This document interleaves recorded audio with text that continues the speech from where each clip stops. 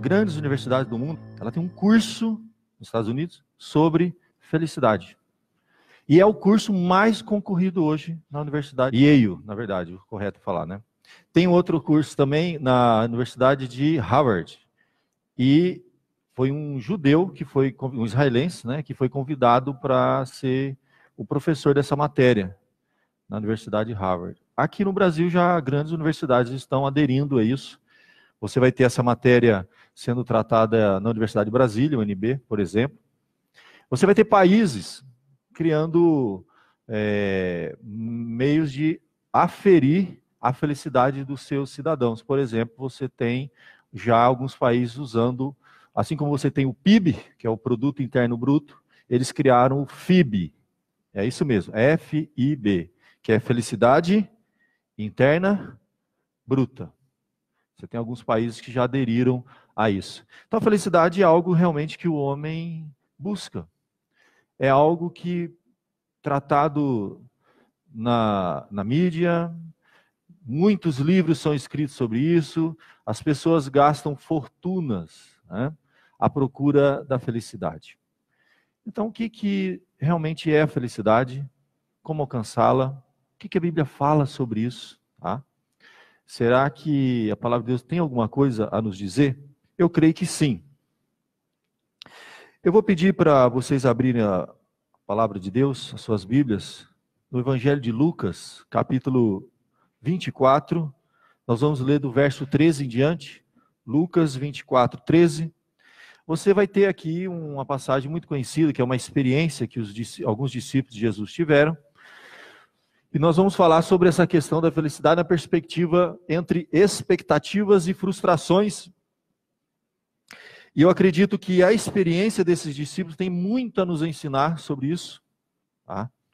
Nós vamos ser, como a gente diz, pego na curva aqui, né? A gente vai buscar a felicidade e a gente vai encontrar outra coisa no caminho, e a ideia é essa mesmo. Então eu peço para você prestar atenção, nós vamos fazer a leitura desse texto. É um texto conhecido, já falei na igreja em outras ocasiões, mas que tem muito a nos ensinar sobre esse tema. Então, Evangelho segundo Lucas, capítulo 24, verso 13 em diante, os discípulos no caminho de Emaús. Diz assim a palavra de Deus. Naquele mesmo dia, 2 deles estavam de caminho para uma aldeia chamada Emaús, distante de Jerusalém 60 estádios. Iam conversando a respeito de todas as coisas sucedidas, e aconteceu que, enquanto conversavam e discutiam, o próprio Jesus se aproximou e ia com eles. Os seus olhos, porém, estavam como que impedidos de o reconhecer. Então lhes perguntou Jesus: que é isso que vos preocupa? E de que ides tratando à medida que caminhais? E eles pararam entristecidos. Um, porém, chamado Cleopas, respondeu dizendo: és o único, porventura, que, tendo estado em Jerusalém, ignoras as ocorrências desses últimos dias? Ele lhes perguntou: quais? E explicaram o que aconteceu a Jesus, o Nazareno, que era varão profeta, poderoso em obras e palavras diante de Deus e de todo o povo. E como os principais sacerdotes e as nossas autoridades o entregaram para ser condenado à morte e o crucificaram. Ora, nós esperávamos que fosse ele quem havia de redimir a Israel. Mas depois de tudo isto, é já este o 3º dia desde que tais coisas sucederam. É verdade também que algumas mulheres das que conosco estavam nos surpreenderam, tendo ido de madrugada ao túmulo. E não achando o corpo de Jesus, voltaram dizendo terem tido uma visão de anjos, os quais afirmaram que ele vive. De fato, alguns dos nossos foram ao sepulcro e verificaram a exatidão do que disseram as mulheres, mas não ouviram. Então lhes disse Jesus: ó nécios e tardos de coração, para crer tudo que os profetas disseram. Porventura não convinha que o Cristo padecesse e entrasse na sua glória? E começando por Moisés, discorrendo por todos os profetas, expunha-lhes o que a seu respeito constava em todas as Escrituras. Quando se aproximavam da aldeia para onde iam, fez ele menção de passar adiante. Mas eles o constrangeram, dizendo: fica conosco, porque é tarde e o dia já declina. Entrou para ficar com eles. Aí aconteceu que, quando estavam à mesa, tomando ele o pão, abençoou e tendo-o partido, lhes deu. Então se lhes abriram os olhos e o reconheceram. Mas ele desapareceu da presença deles. E disseram um ao outro: porventura, não nos ardia o coração quando ele, pelo caminho, nos falava, quando nos expunha as Escrituras? E na mesma hora, levantando-se, voltaram para Jerusalém, onde acharam reunidos os 11 e outros com eles, os quais diziam: o Senhor ressuscitou e já apareceu a Simão. Então os dois contaram o que lhes acontecera no caminho e como fora por eles reconhecido no partir do pão. Até aqui, meus queridos, nós vamos orar, pedindo a bênção, a direção de Deus nesse momento importante, para que Deus fale ao nosso coração. Senhor, nós te louvamos pela tua palavra, que tem ensinamentos preciosos para nós que vivemos hoje, aqui, agora, no século 21, Senhor. E precisamos aprender a lidar com as nossas expectativas e as frustrações que esta vida nos apresenta. E que esse tema, felicidade, Senhor, possa ser tratado, ó Pai, na tua palavra, segundo a tua palavra, da forma correta. Que os nossos corações encontrem paz nisso. E que o teu povo seja instruído na tua palavra, Senhor. Um alimento sólido. Abençoa-nos essa noite. E que possamos sair daqui, Senhor, edificados, tocados, renovados pela tua palavra. Perdoa os nossos pecados e nos ajude em nome de Jesus. Amém. Meus queridos, você sabe que essa questão de expectativa e frustração é muito interessante. Você sabe que as gerações vão se passando e algumas características marcam determinadas gerações. E você tem uma geração chamada geração Y, que são aqueles que nasceram ali no final dos anos 70, até depois dos anos 90, até o final dos anos 90, vamos dizer assim. Então, final dos anos 70 até o final dos anos 90, pessoas que estão hoje aí na casa dos 27, 28, entrando nos 30 anos e iniciando nos 40, início dos 40 anos, é chamada geração Y. É interessante uma característica dessa geração, que ela se diferencia da geração anterior. Os pais, né, dessa geração Y era chamada de geração X. São códigos que os estudiosos do comportamento dão. A geração X é aquela que os nossos pais, eu sou da geração Y, né? Na verdade estava quase ali, finalzinho da X, início da Y. Os nossos pais, eles tinham uma meta de vida, que era estabilidade financeira. Não importa o que você vai fazer. Você sabe aqueles pais, para alguns até avós aqui, né? Que falam assim, você tem que prestar um concurso público. Não, mas não importa o que vai fazer, você vai ficar batendo carimbo até morrer, mas estabilidade financeira. Para eles, felicidade estava associado com estabilidade financeira. A partir da geração Y, tá? Pessoal aí, quase entrando nos 30, entende? E passando dos 30, começando nos 40, é a primeira geração que, além de buscar realmente uma estabilidade financeira, passou a procurar um outro fator importante na sua vida profissional, que é a realização profissional. Então, além de ter a questão da estabilidade, eles agora têm a questão da realização. E esta geração Y é uma geração que começou a lidar com essa questão da frustração. Porque eles querem, é uma geração muito ampla, né? Eu acredito que muitos aqui fazem parte dessa geração. Queremos estabilidade financeira, mas também queremos nos realizar profissionalmente falando. E nós começamos a lidar com essa crise, sabe? De criar expectativas e não alcançar expectativas. Essa é a geração que, quando está entrando na casa dos 40, 30 e pouco, é capaz de largar completamente a sua área e mudar radicalmente. Deixa, às vezes, um trabalho estável para procurar um trabalho que lhe dê realização pessoal, não apenas estabilidade. Então, essa questão de expectativa e frustração é algo muito forte para essa geração. Nós lidamos com isso. E é a geração que começa a lidar com esse problema. É uma geração que muitas vezes se encontra insatisfeita. E aí você, depois tem as gerações seguintes, se você for começar a estudar a geração seguinte, a geração Z, geração Alfa, já o que nasceu em 2000, nem me fala, essa aí é uma coisa muito mais complicada, e não é o meu foco aqui hoje. Mas a primeira geração, onde houve a guinada, a virada, foi essa. Os nossos pais falavam de estabilidade. Nós teremos estabilidade, mas primeiro nós queremos realização. E aí começamos a tratar desse problema.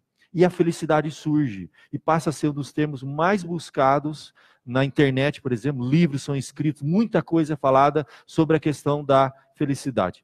Por que que eu citei esse texto e quero usar esse texto com você hoje?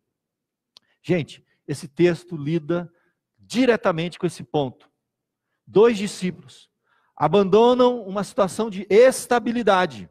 Eles moravam num lugar chamado Emaús. Emaús era uma pequena vila, era uma pequena comunidade, uma pequenina cidade, vamos dizer assim. Ficava a cerca de uns 11 quilômetros de Jerusalém. Eles abandonaram estabilidade e se aventuraram, num projeto liderado por Jesus, num movimento, a geração dos movimentos também, abandonou tudo, foi para um movimento. Num movimento em busca de uma realização, de promessas que foram feitas, de expectativas que foram criadas. E eles foram para Jerusalém. E eles andaram com Jesus durante 3 anos. Por volta de uns 3 anos pelo menos. Eles caminharam com Jesus, eles viram os milagres, eles viram os sinais, eles viram os prodígios. Você imagina esses discípulos deixaram pai, mãe, família, uma vida estável lá na cidadezinha chamada Emaús. Diz que era uma cidadezinha assim, parece cidade turística, sabe? Tinha termas, sabe, Águas de Lindóia, sabe, Águas de São Pedro, essa cidadezinha assim, ó, é tudo, mas é pacata, É bom para você passar as férias, vai viver lá para você ver, é um negócio, um tédio, Mas esse tipo de cidade pequenininha, que não tinha muita coisa, mas tinha estabilidade, vida tranquila, sossegada, eles abandonaram isso para a cidade grande, para a capital, para Jerusalém, andar com Jesus. E muitas expectativas foram criadas no coração desses discípulos. Eles foram para a capital. E o movimento era o movimento mais interessante que havia na época. Era um movimento que empolgava esses jovens discípulos, entende? E aí eles largaram tudo e vamos lá que vai acontecer. E viveram e vivenciaram, tiveram experiências extraordinárias. Viram coisas extraordinárias. E criaram muitas expectativas. Só que, o que acontece? Quando a gente cria muita expectativa das coisas, nós nos frustramos. Eles acreditaram que a felicidade estava na medida que eles conseguissem, vamos dizer assim, superar aquelas expectativas. Mas na medida que houve frustração, eles deixaram de ter felicidade e eles se afundaram numa tristeza, mas numa tristeza profunda, não foi uma tristeza qualquer. O texto nos fala que esses discípulos, 2 deles, estavam de caminho para uma aldeia chamada Emaús, distante de Jerusalém, 60 estádios. E ali eles estão retornando então de Jerusalém, voltando para casa. E eles estão voltando num caminho de uns 11 quilômetros, 10, 11 quilômetros. E a palavra de Deus nos diz que eles iam conversando a respeito de todas as coisas sucedidas, provavelmente em voz alta, estavam conversando em voz alta um com o outro. Que coisa, gente, 2, 3 anos nós vimos coisa extraordinária, e agora o que aconteceu e tal. Enquanto eles conversavam e discutiam, a Bíblia diz que o próprio Senhor Jesus se aproxima e ia com eles. Não é uma coisa incomum naquela época. Essas pequenas viagens de 10, 20 quilômetros, eram feitas até em grupos, era normal, as pessoas andavam em grupos, pequenas caravanas assim, sabe, 3, 4, 5 pessoas, às vezes mais, 10, 15 pessoas, andando, que era uma forma de você caminhar, e ali, um ouvindo a conversa do outro, viagem longa, a pé, você andar 11 quilômetros a pé assim, tá? E Jesus então encosta ali perto deles, vai caminhando, normal, era algo muito comum naquela época, E a palavra de Deus continua nos dizendo que os seus olhos estavam com que impedidos de o reconhecer. Eles não perceberam que era Jesus. Mas no meio desse processo, nessa caminhada, nessa lamúria, nesse lamento deles, Jesus toma a iniciativa e vai fazer uma pergunta: o que é que vos preocupa e de que ides tratando à medida que caminhais? Jesus percebeu uma preocupação. Eles deviam estar ansiosos, angustiados, frustrados. É a palavra mais forte aqui, sem dúvida, é frustração. De fato, entre expectativa e frustração, você tem duas pessoas frustradas. Eles criaram expectativa, isso fica claro nas palavras que eles irão proferir para o Senhor Jesus. O que é que vos preocupa e de que ides tratando à medida que caminhais? A resposta desses discípulos é muito interessante. Um deles, chamado Cleó, respondeu: você é o único que, porventura, tendo estado em Jerusalém, ignoras as ocorrências desses últimos dias? Vocês estão entendendo o que está acontecendo? O próprio Senhor Jesus se aproxima deles, começa a caminhar, eles estão angustiados, frustrados. Jesus pergunta por que eles estão assim, e eles ainda repreendem Jesus, não percebem que é ele, fala: você não está sabendo o que aconteceu? Você é o único em Jerusalém que não sabe o que aconteceu? Eles estavam indignados. E aí o Senhor Jesus entra na conversa, isso que é interessante, e Jesus fala: não sei. Quais coisas aconteceram? Conta para mim. Jesus, na verdade, ele vai tratar do problema. Ele sabia que havia uma frustração, uma preocupação, algo que estava angustiando aquele coração dos discípulos. Havia frustrações ali, mas Jesus vai no ponto, ele começa a tratar do problema.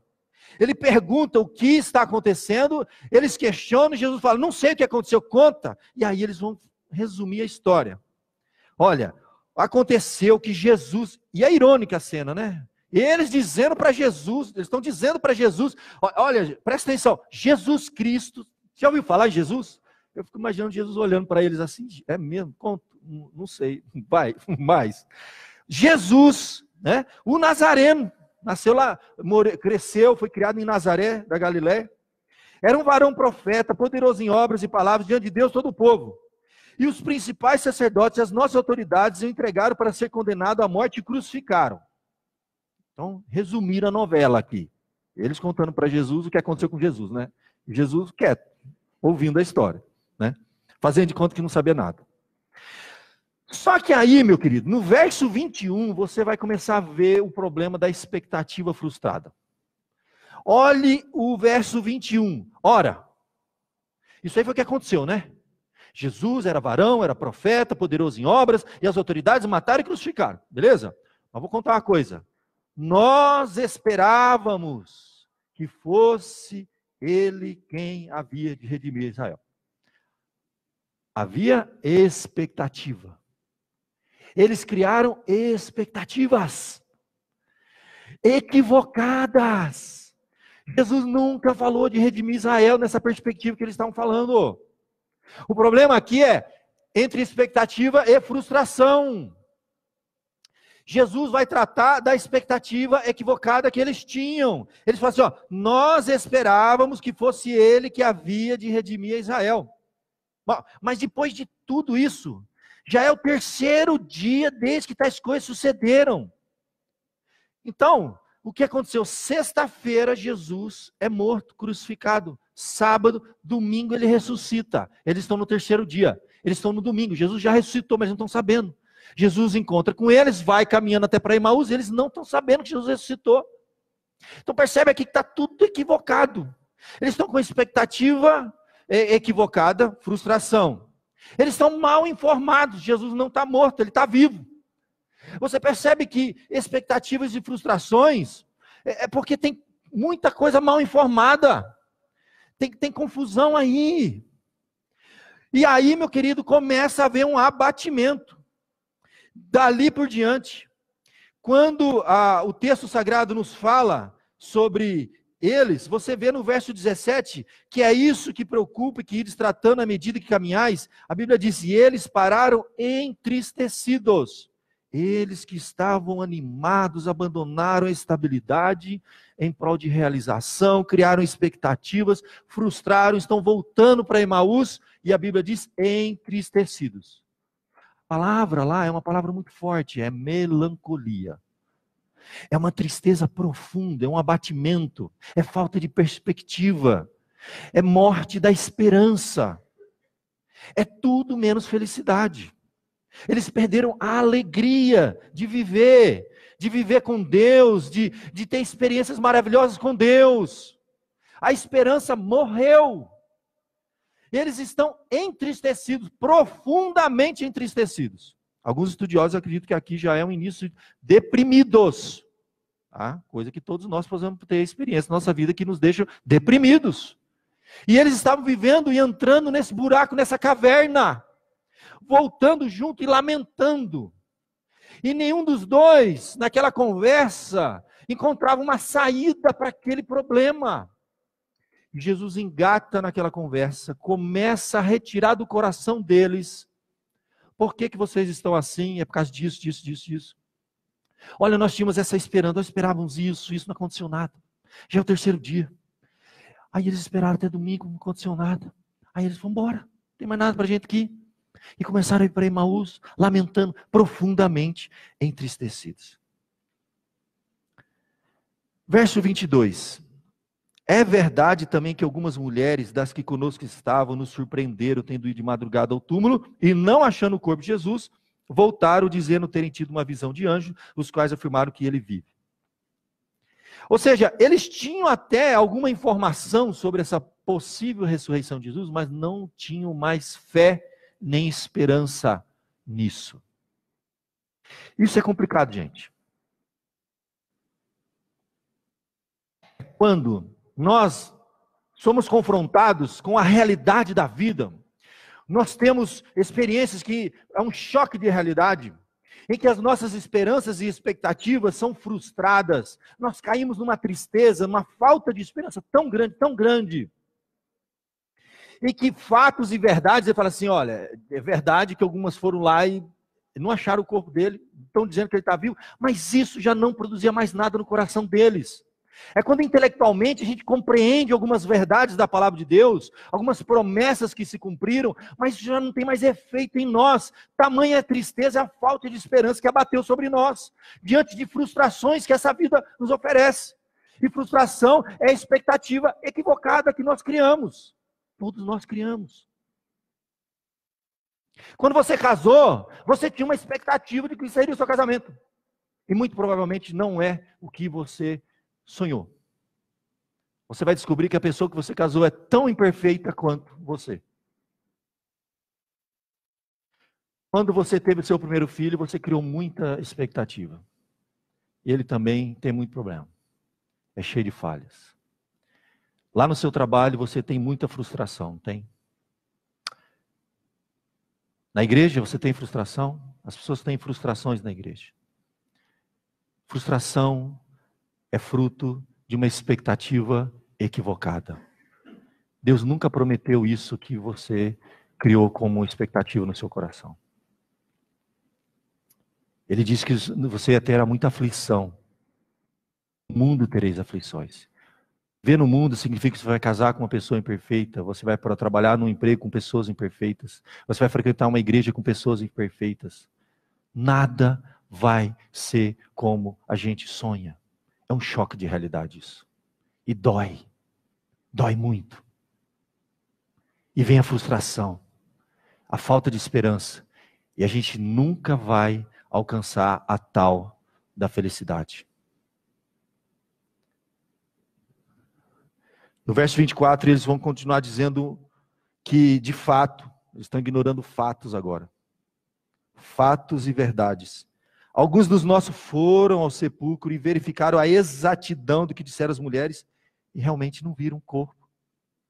Eles tinham evidências, mas já não tinham mais fé nessas evidências.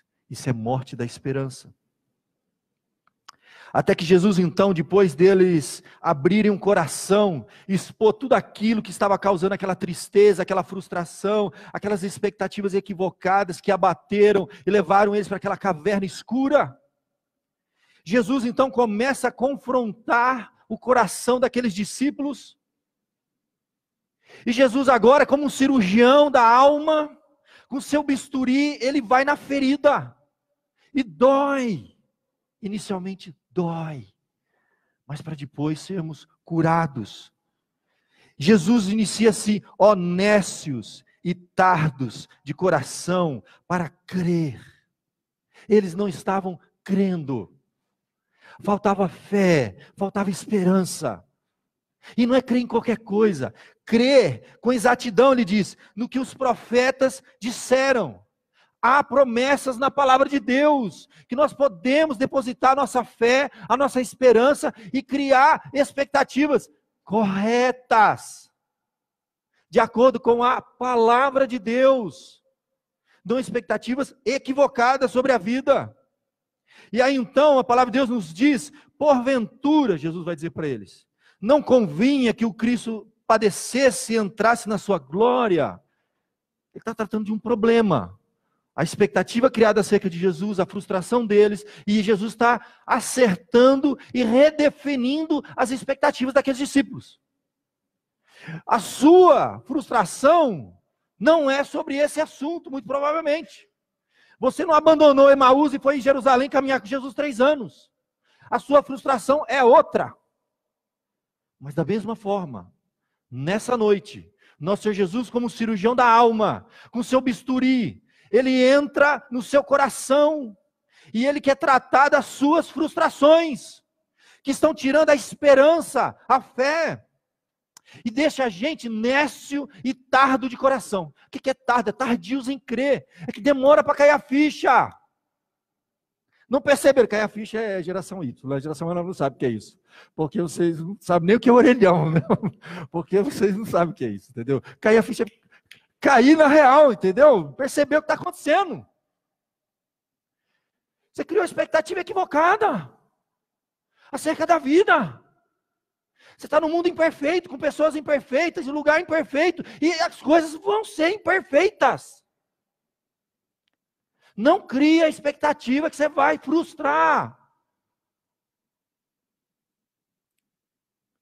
E Jesus vai fazer o que... Ele vai usar a ferramenta mais poderosa que nós temos hoje para tratar disso. Exposição das Escrituras. Palavra de Deus. E não é conversinha. É Bíblia. É palavra. É alimento sólido. A Bíblia diz que começando por Moisés, discorrendo por todos os profetas, expunha-lhes o que a seu respeito constava nas Escrituras. Exposição das Escrituras. A Bíblia não diz que nem só de alimento verá, nem só de pão verá homem, mas de toda a palavra que procede da boca de Deus. Aqueles discípulos precisavam se alimentar de um alimento sólido para renovar a fé e a esperança. A fé vem pelo ouvir, gente. Jesus vai no ponto. Jesus dá alimento para eles, espiritual, sustância, para levantar a moral daqueles discípulos, para acordar eles para a realidade. E conforme Jesus responde, eles caminhando, a Bíblia diz no verso 28 que já estavam se aproximando da aldeia, onde eles iam, de Emaús. Jesus fez menção de passar adiante. A conversa devia estar tão boa. Eu acho que aquilo reacendeu uma pequena chama no coração deles. Eles começaram a repensar algumas coisas. Conforme Jesus foi, como um cirurgião da alma, tratando das suas frustrações. E eles então constrangem Jesus, não, fica mais um pouquinho, fala mais um pouquinho. Continua. Fica conosco, porque é tarde, o dia já declina. E vai acontecer algo extraordinário. Jesus, ele não só vai trazer informação correta para nós, mas ele vai ter agora uma experiência de comunhão, que é muito mais importante. Você pode ter intelectualmente a compreensão de muitas coisas, mas se você não tiver um encontro com Deus, uma comunhão com Ele, você não vai se levantar. E a Bíblia diz que aconteceu que estando eles à mesa, tomando ele o pão, abençoou, partiu, lhe deu, e aí naquele momento de comunhão com Jesus, Jesus entra, fica com eles, se assenta na mesa com eles, divide o pão com eles. A Bíblia diz que então os olhos se abriram, reconheceram que estavam diante de Jesus. Jesus sai daquele recinto e naquele mesmo instante, a palavra de Deus nos diz que um olhou para o outro, disseram um ao outro: porventura não nos ardia o coração quando ele pelo caminho nos falava, quando nos expunha as Escrituras. A chama acendeu de novo no coração. Sabe, a fé, a esperança, e a felicidade, eu vou chegar na felicidade, eu não estou fugindo dela não. Você vai ver que o problema não é a felicidade, ela vem como consequência. Mas a fé, a esperança é como uma chama. Se a gente não alimenta essa chama, ela vai apagando devagarzinho, ela vai ficando fraquinha, ela fica aquela penumbra, sabe, aquela vela no final, parece que vai apagar, e você vai ficar nas trevas, e não tem esperança, e não tem saída. Mas Deus tem o poder, através da sua palavra, da comunhão com Ele, de reacender essa chama da esperança, da fé, de criar realmente expectativas corretas, de ter esperança de novo para viver, e aí aquela chama cresce no coração dos discípulos, e a Bíblia fala então, eles estão dizendo agora: ardia o nosso coração, que coisa linda. Já ardeu o teu coração? É a chama aquecendo lá dentro de novo. Não importa se o seu coração está gélido, gelado, frio, uma pedra de gelo. A palavra de Deus tem poder de derreter essa pedra de gelo. A palavra de Deus tem poder de reaquecer o seu coração, de trazer vida, de trazer esperança, para você se engajar novamente nas coisas de Deus. E a Bíblia vai dizer que na mesma hora, não deixaram para o dia seguinte, já era tarde, gente, era tarde. Eles aconselharam Jesus nem continuar a caminhada, né? Porque está tarde, não vai caminhar à noite que é perigoso. A Bíblia diz que na mesma hora, tarde da noite, a palavra de Deus nos diz que eles se levantaram e voltaram para Jerusalém. Você tem ideia do que é isso? É reavivamento, gente. A esperança brota no coração. Eles voltam a ter fé. Eles se levantam e vão para Jerusalém.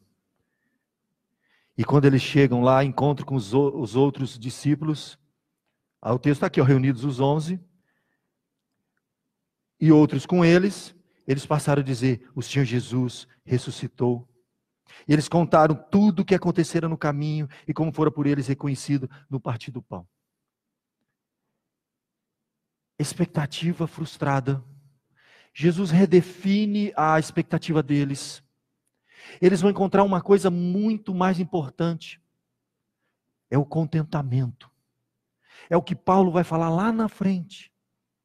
Aprendi a viver contente em toda e qualquer situação.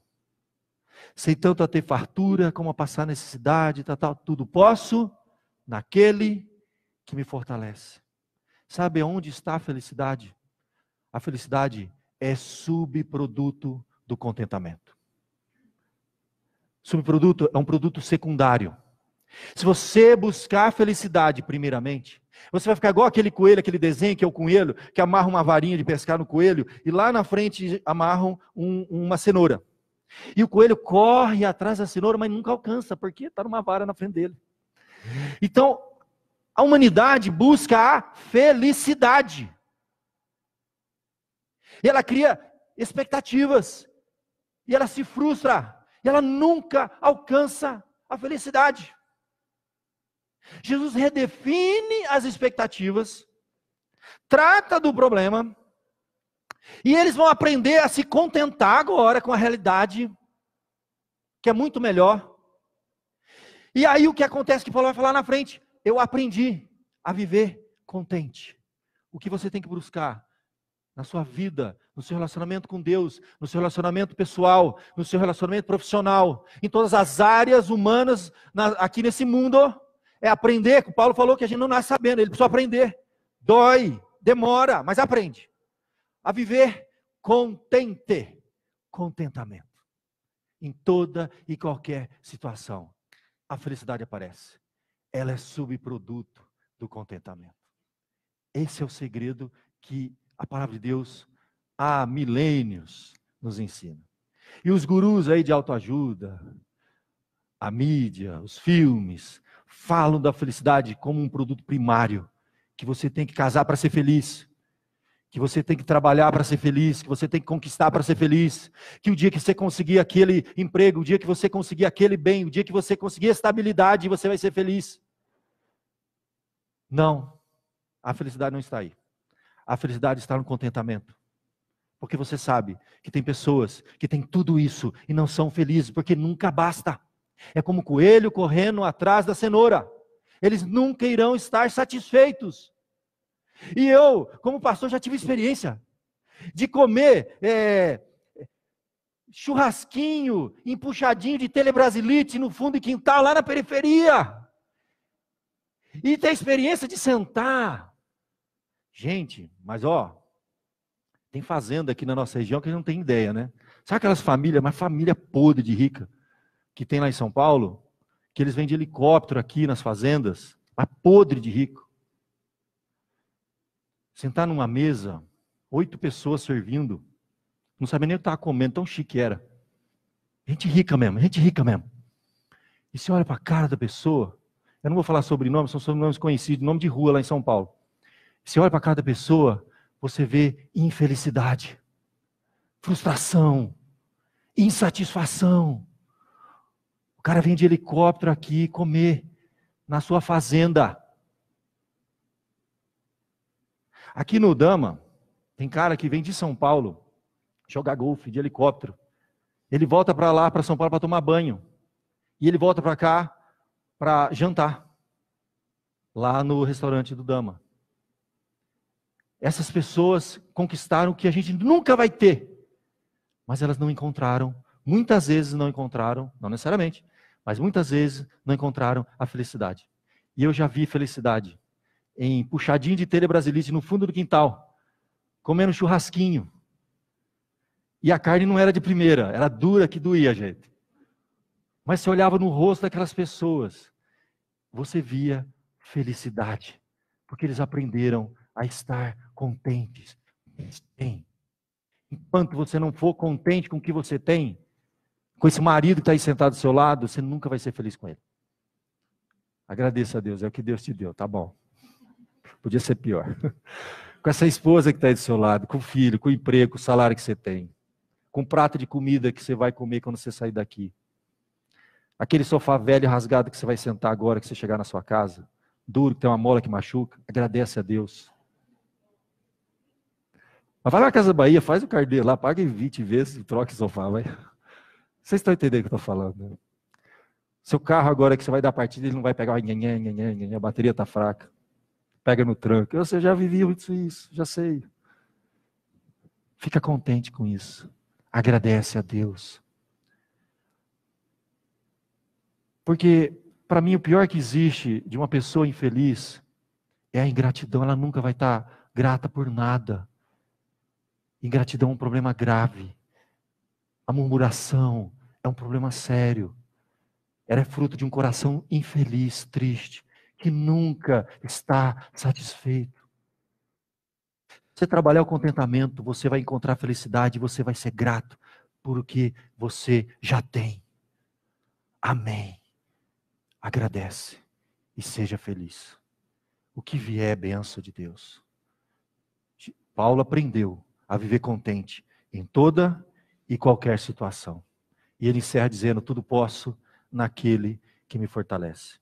Assim como Jesus curou e tratou desse problema naqueles discípulos, ele pode curar e tratar dos problemas do seu coração. Eu queria que você fechasse seus olhos agora e falasse com Deus.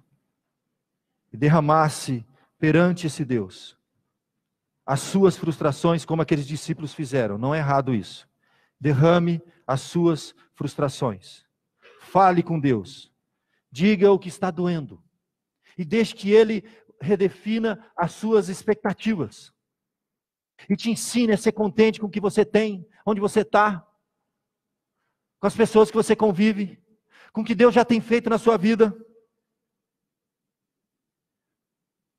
Fale com Deus. Feche seus olhos. Enquanto o louvor vem à frente, nós vamos orar juntos e falar com o Pai. Senhor Deus, nós queremos te louvar essa noite, porque nós aprendemos uma lição preciosa para a vida toda, Senhor. Que felicidade é subproduto, contentamento. Precisamos estar contentes com o que temos e não criar expectativas equivocadas da vida, Senhor. Dê-nos esta alegria.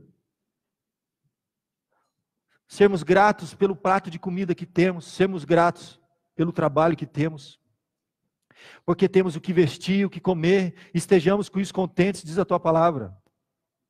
Ensina-nos o contentamento, Senhor. Ensina-nos a ser grato por aquilo que o Senhor já tem feito na nossa vida.